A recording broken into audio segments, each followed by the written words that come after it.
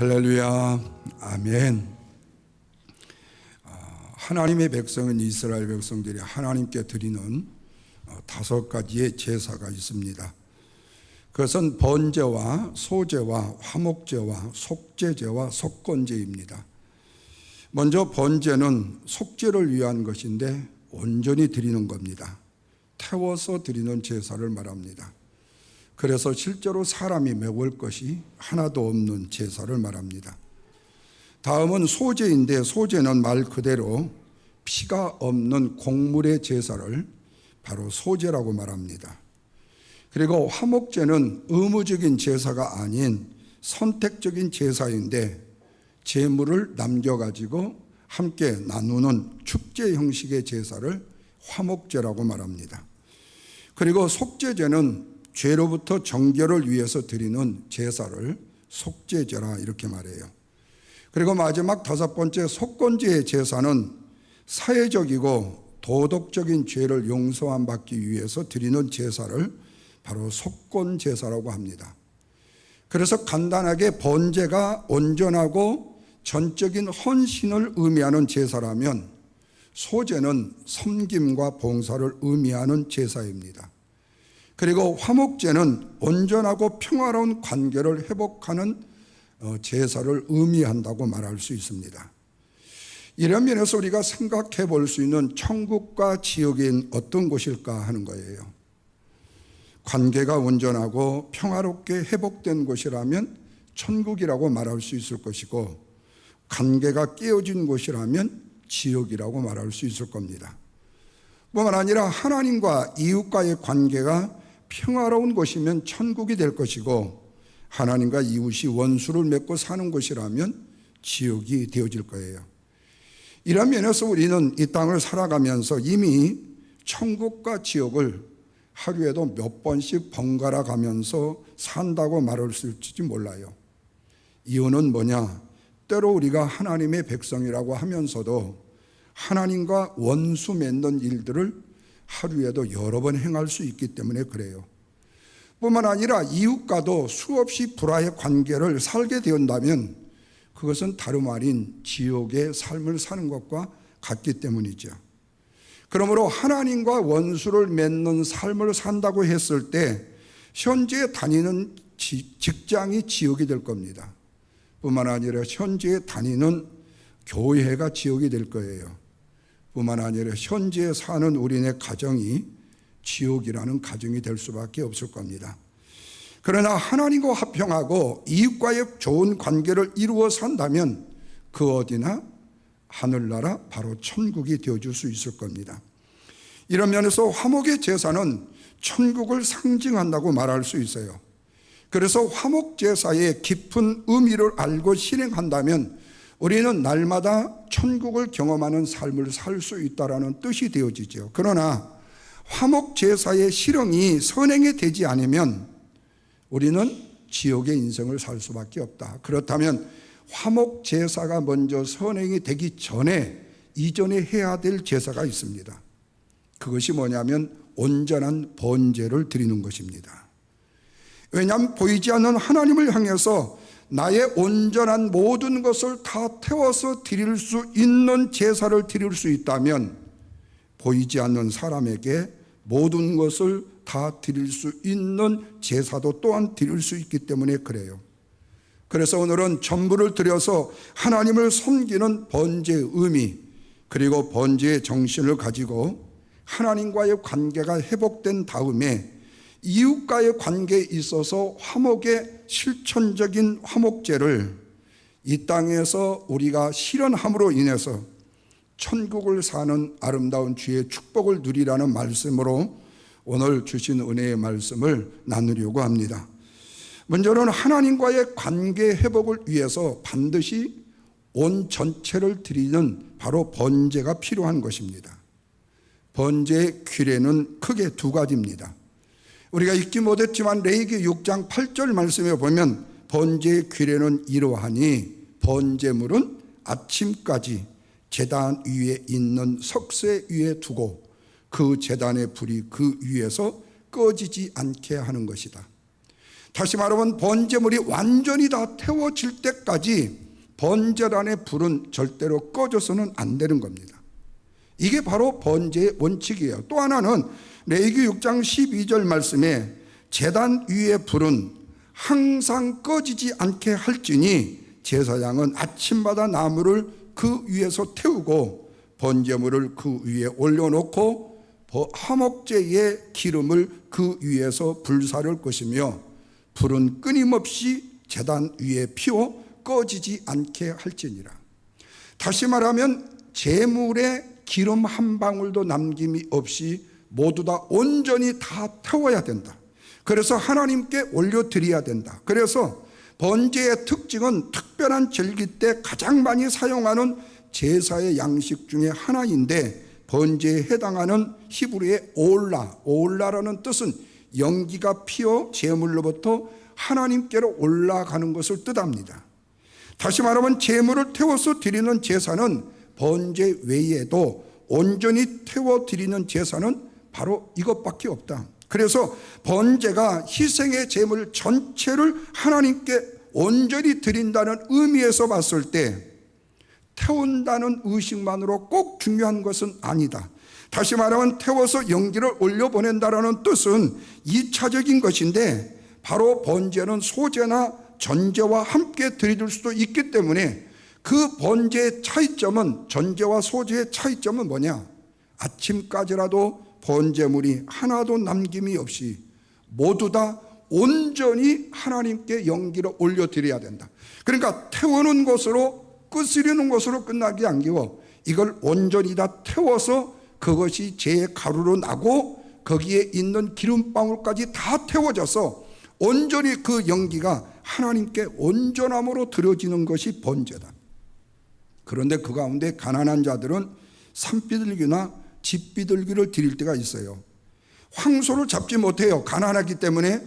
그런데 황소를 잡아 제물을 드릴 때에는 어쩌면 몇 날 며칠을 계속 불을 피워야 돼요. 그런데 가난한 자들이 드리는 산비둘기나 집비둘기는요, 손 주먹만 하니까 간단하게 태워서 드릴 수 있어요. 그러니까 다른 제사를 첨부하여 드리는 것을 요구하지 않고 크든 작든 간에 온전히 드리는 것을 의미해요. 그리고 번제는 버려지는 부분, 창자나 내장 제외하고는 희생 제사의 제물 모두 다를 다 태워서 드리는 특징을 갖고 있어요. 그래서 번제의 특징은 뭐냐? 완전함과 온전함을 의미합니다. 그러니까 우리가 하나님을 예배하고 하나님을 섬기고 하나님을 영화롭게 한다고 했을 때 우리의 뭐가 있어야 돼요? 번제의 제물, 온전함과 완전함이 수반이 돼야 된다. 그래서 하나님이 믿음의 의를 보실 때에 하나님이 아브라함한테 누구를 드리라고 하죠? 이삭을 번제의 제물로 드리라고 그래요. 다시 말하면 네가 네 아들 독자 이삭을 온전히 온전함으로 나한테 드릴 때 내가 너의 믿음의 의를 인정하겠다는 거예요. 그래서 여러분, 번제는요 상당히 심각한 제사 중에 하나입니다.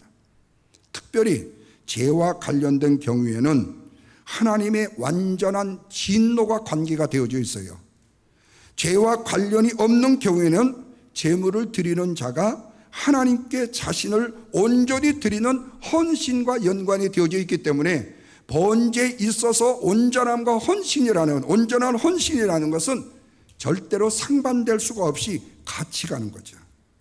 그런데 번제와 관련된 제사장의 임무는 뭐냐? 절대로 불을 꺼뜨려서는 안 되는 거예요. 이것은 우리의 죄에 대해서 지속적인 경각심을 갖는과 동시에 하나님께 대해서 변함없는 헌신을 끝까지 나타내야 된다는 사실을 의미해요. 여러분, 간혹 우리가 시골에서 제 어렸을 때에 간장을 다린다거나 아니면 조청을 만들 때예요. 그 많은 고구마든 조청을 만들 때 고구마를 팍 썰어가지고 엄청 만듭니다. 아주 그냥 큰 다라로 하나를 만들어요. 그리고 그걸 가지고 큰 가마솥에다가 집어넣고요. 거기서 불을 뗍니다.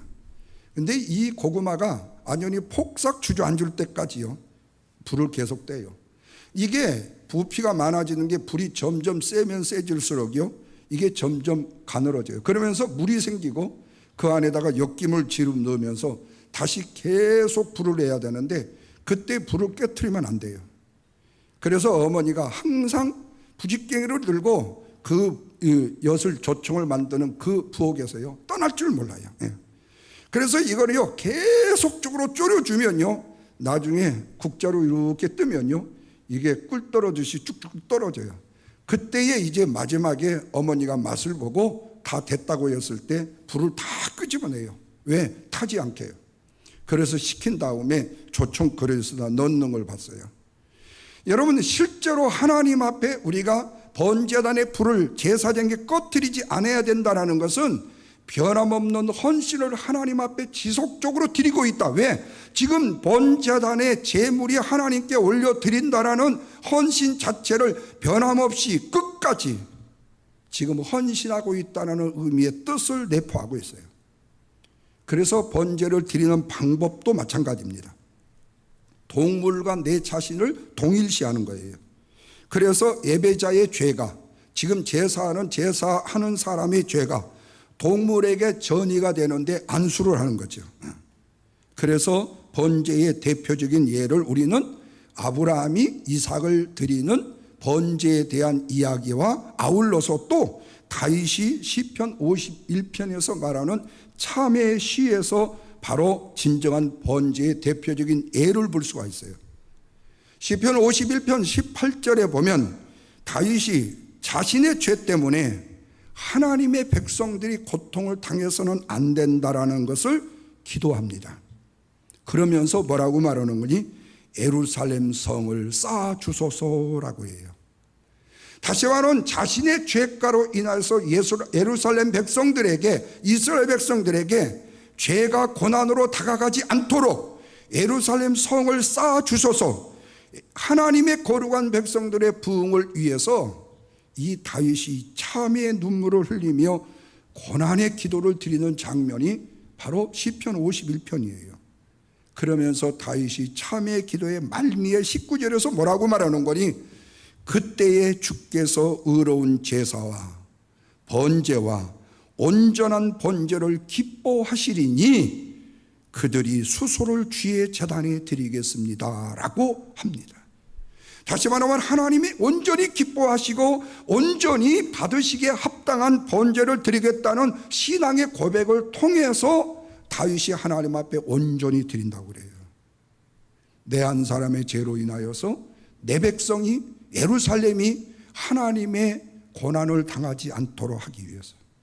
그래서 여러분 번제는 바로 내 자신의 믿음의 의의를 하나님 앞에 보이는 것과 동시에 나로 인하여 내 가족이나 그리고 내 자녀들이 고난을 당하지 아니하는 나의 온전한 헌신과 나의 완전함을 하나님께 올려드리는 제사를 번제라고 말해요.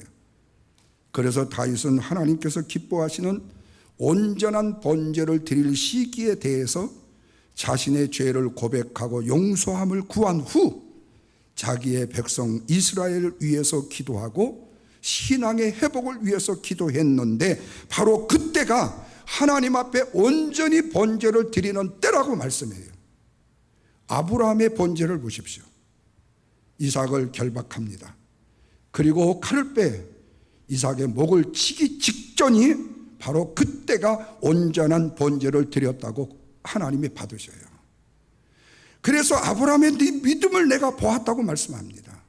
그러니까 아브라함의 번제나 다윗이 상하고 통회하는 마음으로 하나님 앞에 나와서 하나님께 받으시는 죄 용서함을 받은 후에 수소를 번제로 드리겠다는 고백은 바로 사유의 은혜에 대한 감사의 마음으로 드린 것을 의미합니다. 그래서 번제가 하나님께 올려드리는 향기로운 냄새가 되는 이유가 바로 여기에 있습니다.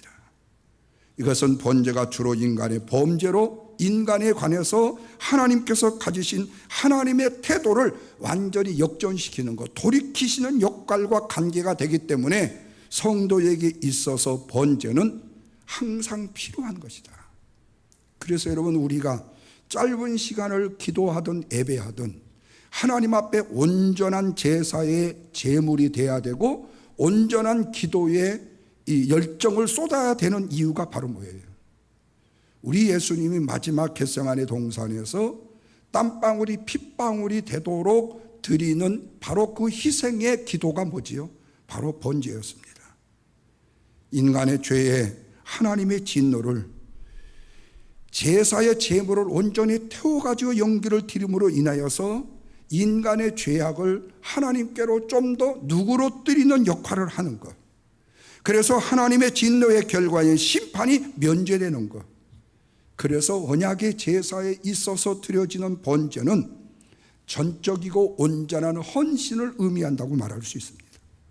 그러기에 오늘 우리가 하나님 앞에 드리는 예배는 날마다 시마다 때마다 하나님 앞에 드리는 우리의 기도는 온전한 하나님 앞에 드려지는 신령과 진정의 예배가 돼야 되고, 하나님을 향한 온전한 우리의 마음의 심정 고백을 전체 드리는 우리의 기도가 돼야 된다.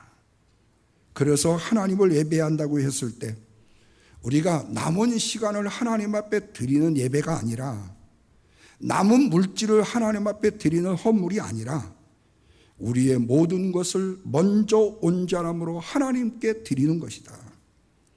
바라기는 저와 여러분이 온전한 번제의 축복을 누리시기를 주님의 이름으로 축원합니다. 두 번째로는요, 이웃과의 관계 회복을 위해서 화목제를 드려야 된다. 자, 본문 11절과 12절입니다. 다 같이 읽습니다.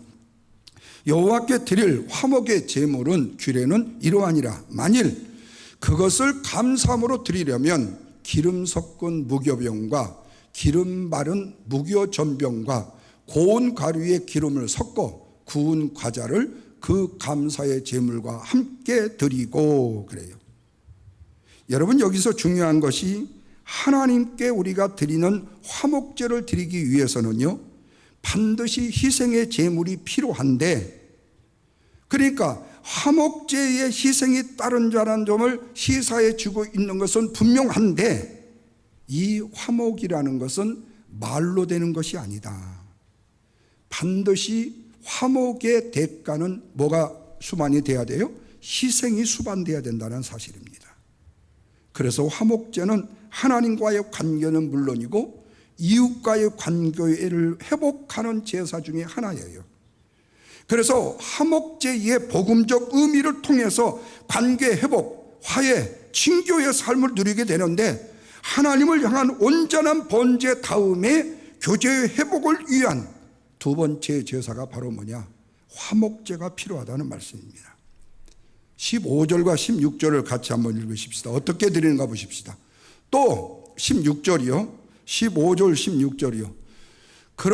감사함으로 드리는 화목 제물의 고기는 드리는 그날에 먹을 것이요, 조금이라도 이튿날 아침까지 두지 말지니라. 그러나 그 희생의 제물이 소원이나 자원의 예물이 되면 그 희생을 드린 날에 먹을 것이요, 그 남은 것은 이튿날에도 먹어라. 자, 이 말씀을 보면 화목의 제사에는요, 세 단계가 있다라는 사실을 알게 돼요. 먼저 15절은 감사함으로 드리는 화목의 제사, 감사함으로. 두 번째로 16절에 자원함으로 드리는 화목의 제사. 그리고 세 번째로 다시 16절에 소원함으로 드리는 화목 제사, 세 가지가 있다고 말씀합니다. 다 같은 감사의 제사예요. 그런데 그 의미가 감사함으로 드리고 자원함으로 드리고 소원함으로 드리는 단계와 가치가 점점점 깊어지는 것을 느끼게 되어져요. 먼저 감사함으로 드리는 화목의 제사는요, 12절과 13절입니다. 같이 한번 읽습니다. 만일 그것을 감사함으로 드리려거든 기름 섞은 무교병과 기름 바른 무교병과 고운 가루에 기름 섞어 구운 과자를 그 감사의 희생과 함께 드리고, 그 뒤에를 읽어보십시오. 또 유교병을 화목제의 감사의 희생과 함께 예물로 드려라. 이 말씀을 보면요, 이 화목의 제사에 특별히 기록된 말씀 그대로라면 감사제를 드리라고 하는 것인데, 이 말씀 자체가 화목을 위해서 날마다 감사하는 마음으로 삶을 살아야 된다는 것이 수명이 돼요. 그런데 여기에 특징이 있어요. 감사제의 예물은요, 무교병 그거가 없는 거예요. 기름과 함께 구운 무교 전병, 고운 가루로 만든 과자, 유교병이 드려지게 된다 그래요. 근데 특이한 것은 뭐냐면 유교병인데 누룩이 들어간 유교병은 실제로 제사에서 금지가 됐던 품목 중에 하나예요. 그런데 화목 제사에 있어서만큼은 이 유교병 제사가 허용이 된다는 거예요. 무엇 때문에 그런가? 이것은 풍성히 나누기 위해서예요. 지난주에 제가 화목제에 대한 말씀을 목회 칼럼을 통해서 아마 보신 분 이해하시겠지만요, 화목제사는요, 예를 들어서요 800파운드짜리 황소를 우리가 잡아서 화목제사의 제물로 드렸어요. 그리고 거기에 남겨진 것도 있죠. 그런데 그 남겨진 것은 함께 가족과 함께 먹어야 돼요. 그런데 식구가 4식구밖에 안 돼요. 그러면 내일 아침까지예요. 그걸 먹어서 없애야 되는데 만약에 내 식구가 800파운드짜리를 드린다면 태워서 좀 없어진다 할지라도 1인당 최소한도 150파운드를 먹어야 됩니다.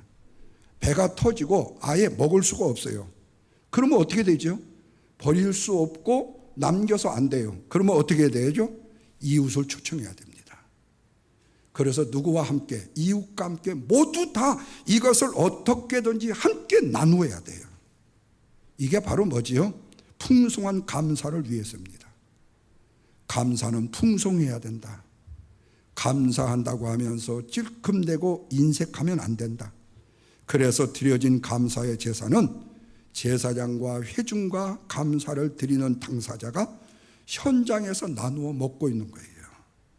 그리고 감사의 제물은 그날을 넘기지 말고 나누어 먹어야 된다. 다시 15절입니다. 감사함으로 드리는 화목제의 희생의 고기는 드리는 그날에 먹을지니라. 조금이라도 이튿날 아침까지 두지 말 것이니라. 이건 뭐예요? 감사의 즉각적인 실천을 의미합니다. 여러분, 사람의 마음은 너나 나나 할 것 없이 간사해요. 시간이 지나고 나면요, 감사의 마음이 사라지게끔 되어집니다. 그러다가 결국에는 감사를 하지 못하게 되고, 하더라도 이전에 생각했던 감사의 표현보다도 훨씬 더 적게 감사하게 되어져요. 그래서 여러분, 감사할 일이 있으면 즉각적으로 감사해야 된다는 거예요. 우리가 하나님 앞에 감사의 예물을 드릴 때에도 준비된 즉각적인 감사의 필요해요. 즉각으로 실천을 해야 된다. 다시 말하면 감사는 마음이 먹었을 때 그 실천이 중요하다는 거예요. 어느 순간 내가 감동을 받고 감사의 은혜를 느꼈을 때에 내가 하고자 하는 감사의 표현들이 즉각적으로요. 그래서 우리 흔히 성도들 간에 아니면 아는 사람들끼리 함께 만났을 때 우리 언제 식사 한번 해요. 그런데 그렇게 놓고 식사 언제 하다고 약속 제대로 지킨 분 봤어요? 예. 그거는 말뿐이지 절대로 안 돼요. 그래서 언제 밥을 먹읍시다 그러면 상대방이 이야기하면요, 즉각적으로 카렌다를 펴세요. 예. 날짜를 잡으라고요. 예. 그래야 감사가 실천되고 내가 한 말이 실천이 되는 거지. 다음에 언제 시간 되면요, 절대로 시간 되지 않습니다. 왜? 다시 만날 기회도 없을 뿐만 아니라 그 시간을 낸다라는 것은요, 나의 전체의 3분의 1을 드려야 그 시간을 낼 수가 있어요. 그만큼 감사는 즉각이 아니면 실천이 어려운 거예요. 그래서 즉각적인 화목 감사의 제사를 드려라. 두 번째로는 자원함으로 드리는 화목의 제사예요. 16절입니다. 그러나 그의 예물의 제물이 소원이나 자원한 것이면 그 제물은 드린 날에 먹을 것이요, 이것은 낙헌제로 기본적인 감사를 넘어서 드리는 것이 없는지 그 기쁨을 찾아서 드리는 감사의 제사입니다. 기쁨을 찾아서 드리는 감사의 제사. 여러분, 실제로 오늘 우리의 삶 속에요, 기쁘고 감사할 일들이 너무 많아요. 그런데 시간이 지나고 보면요, 그 감사가 식어요. 그런데 내가 오늘 또 감사하려면 이전에 내가 감사했던 시기적 사실을요, 한번 뒤집어 봐요. 그리고 그때 일을 다시 회상해요. 그러면서 그때의 감사의 희열을 오늘 또 내가 계속 느끼는 거예요. 그러면 우리에게 감사가 식어지지 않겠죠. 그런데 엊그저께 그 감사는 지나간 감사고 그런 감사가 나한테 또 있을 리 있겠어? 없어. 왜? 내 인생은 이런 인생이니까 라고 한다면 그 감사는 다시 찾을 수 없는 감사가 돼요. 그래서 시편 기자는 54편 6절에서 내가 낙헌제로 주께 제사하리이다. 여호와여 주의 이름을 감사하오리니 주의 이름이 선하심입니다 라고 넘치는 감사를 표현하고 있는 것을 보게 되죠. 우리의 감사가 넘쳐나게 되면 풍성해지고요, 그 감사가 점점 더 깊어지는 거죠. 그래서 우리에게 화목의 감사의 제사는 즉각적이고, 그리고 또한 그것을 되뇌이는 회상의 감사로 드려야 된다. 그래야만이 풍성해지고 점점 깊어진다. 마지막으로 소원함으로 드리는 화목제사예요. 받은 은혜가 너무 크다 보니까 물질과 더불어서 아예 나의 시간과 건강과 생명까지 특별한 목적과 시간을 정해서 소원하여 드리는 경우가 바로 소원함으로 드리는 화목의 제사예요. 우리의 화목의 제사는요, 바로 여기까지 도달해야 된다. 그렇다면 마지막으로 화목 제사를 통해서 주어지는 축복이 뭘까요? 가장 중요한 것은 뭐냐? 깨어진 관계를 회복할 수 있다는 겁니다. 여러분, 인간의 죄는 하나님께서 인간을 창조해서 살게 하셨던 에덴 동산에서부터 시작이 되었어요.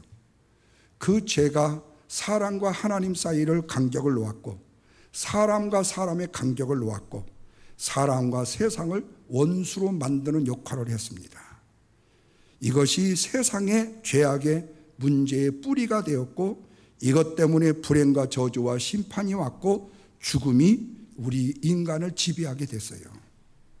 이 죄로 인해서 깨어진 하나님과의 관계를 회복하고 이웃과의 관계를 회복해서 모든 관계가 평화의 관계에 흐르도록 만드는 제사가 바로 뭐냐? 화목의 제사라는 겁니다. 이를 위해서 필요한 것이 뭐라고 그랬죠? 희생이라고 그랬어요. 소와 양과 염소가 희생이 되었고 하나님 아들 예수 그리스도가 희생이 되셨습니다. 우리가 하나님과 원수가 되었을 때 그 아들의 죽으심으로 말미암아 하나님과 우리가 화목하게 되었은즉 그의 살아나심으로 말미암아 우리가 구원을 받은 것이라는 로마서의 말씀처럼 저와 여러분은 가는 곳마다 깨어진 관계를 회복시키는 평화의 사도의 역할을 감당해야 된다는 말씀입니다. 또한 하나님이 만들어주신 평화를 깨지 않도록 힘을 써야 돼요. 그래서 할 수 있거든 너희로서는 모든 사람과 더불어 화목하라 하신 말씀을 지켜야 되죠.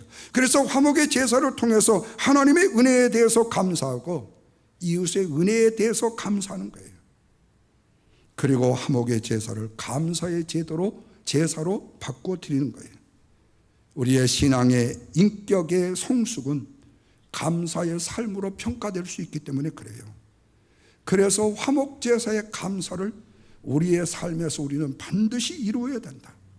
하나님이 주신 은혜에 감사하고 이웃의 은혜에 감사하는 양만큼 오늘 우리는 인격적으로 신앙이 성숙해 가고 오늘 우리의 삶의 인격도 성숙해지기 때문에 그래서요. 그래서 감사와 보은이 있는 삶은 성숙한 삶이라고 결론을 냅니다.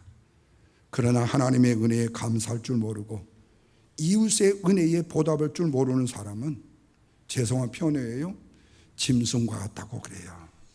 때로는요 짐승보다도 못하다고 말합니다. 사랑하는 성도 여러분, 인간의 관계가 언제 깨지죠? 감사를 잃어버릴 때 깨지게 됩니다. 감사해야 될 때 감사하지 못하고 감사해야 될 대상에게 감사하지 않을 때 하나님과 우리의 관계는 깨어지게 됩니다. 그러면 우리가 어떻게 이 관계를 회복해야 됩니까? 감사를 통해서, 감사의 제사를 통해서, 화목의 제사를 통해서 회복해야 됩니다.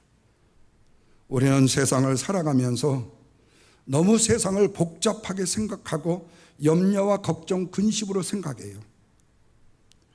물가가 이렇게 오른다는데 우리 어떻게 살지? 그런데요, 이전에도 물가는 올랐고요, 지금도 오르고요, 다음에도 오를 거예요. 이 적은 봉급 갖고 우리가 어떻게 살지? 이전에도 그 봉급으로 살았고요, 지금도 살고 있고 앞으로도 그렇게 살 거예요. 오늘 우리의 인간에게 만족을 주는 호경기는요, 이 땅에 지금까지 한 번도 없었어요. 모두 다 불경기였고요, 모두 다 힘든 세상이었고, 모두 다 어렵고 고통스러운 세상이었어요. 왜 그래요?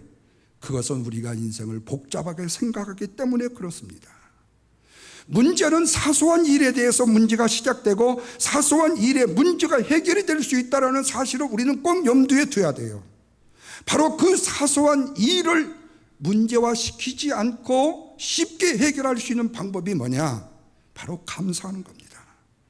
그래서 감사를 회복하게 되면 관계가 회복이 되어지고 우리의 속사람의 마음에 감사가 넘쳐나게 되어져요. 하나님이 주신 은혜에 감사하고, 이웃의 은혜에 감사하고, 부모의 은혜에 감사하고, 자식의 은혜에 감사하기 시작하면요, 멀어졌던 관계는 회복되게 되고, 그때로부터 우리의 삶이 천국의 삶으로 변하게 되는 것이다. 이 관계를 회복시키는 화목제를 우리는 감사의 제사라고 부르는 것입니다. 사랑하는 성도 여러분, 결론입니다. 우리가 할 수 있는 것은요, 순종하며 사는 것이 우리의 신상이 참 좋습니다. 그러나 할 수 없는 것이라 할지라도요, 신뢰하며 산다면요, 훨씬 더 아름다운 것입니다. 화목제의 정신은요, 순종의 영역을 넓히는 것이에요. 뿐만 아니라 할 수 없다는 것까지 신뢰하고 맡기라고 말하는 신뢰가 우리에게 필요하다면 오늘 우리는 은혜 안에 살아가는 삶이고 항상 감사의 삶을 살고 있는 삶 중에 하나일 거예요. 순종하니까 역사가 벌어지고 신뢰하니까 기적이 일어나는 거 아니겠어요? 가나 혼인잔치에서 항아리에 물을 채우는 것, 그리고 맹물을 그저 갖다 주라고 했을 때 갖다 주는 것, 평소에는 절대로 할 수 없는 일입니다. 그런데 말씀에 순종하여 갖다 주었더니 물이 변하여 뭐가 되었어요? 포도주가 되는 기적을 맛보게 되었다고 성경은 말씀하고 있습니다. 이렇듯이 화목제의 정신은요, 순종과 신뢰의 영역을 넓혀가는 것입니다. 그러나 보통 사람들은요, 쌓아두려는데 본성이 있어요. 왜 그래요? 미래가 불안하니까요. 그러나 성경은 쌓아둠을 질책합니다. 왜? 흐르는 곳에 생명이 있기 때문이고, 흐르는 곳에 풍성함을 낳기 때문이고, 흐름은 생태계를 살리기 때문에 그렇습니다. 다시 말하면 생명은 흘러보냄으로 인하여서 생명이 살아나게 된다는 겁니다. 화목제의 정신이 바로 단단한 자기 중심을 깨는 거예요. 이것을 깰 수 있는 힘이 있다는데 바로 화목제의 정신입니다. 하나님은 우리와 관계 회복을 위해서, 화목을 위해서 당신의 하나밖에 없는 아들 예수 그리스도를 이 땅에 십자가의 죽음이라는 깨부심으로 우리와 화목의 관계를 이루게 하셨어요. 하나님이 당신의 희생의 제물로 당신의 아들을 삼으셨다. 그래서 우리와의 화목을 이루셨다는 거예요. 하나님과의 관계가 회복되었고 이웃과의 관계가 그래서 십자가 안에서 회복됨으로 우리의 삶을 살아가게 된 것이죠. 만약에 그 희생의 아름다운 화목의 제사의 제물로 주님이 우리를 위해서 희생한 그 희생의 대가로 내가 살지 않는다고 생각했을 때 우리는 주님의 십자가의 희생을 욕되게 하는 결과를 가져오게 될 것입니다. 화목 제물을 들고 만나되 내일로 미루지 말고 오늘 화목 제사의 제물을 들고 감사함으로 사람을 만나십시오. 그리하면 이 땅이 관계가 천국의 아름다운 축복의 땅으로 변화되고 사람과 하나님과의 관계가, 사람과 사람의 관계가, 그리고 세상과 사람의 관계가 아름다운 화목의 축배의 감사의 장이 되어질 것입니다. 이 은혜와 축복을 저와 여러분이 누리시기를 주님의 이름으로 축원합니다. 기도하겠습니다. 하나님 아버지,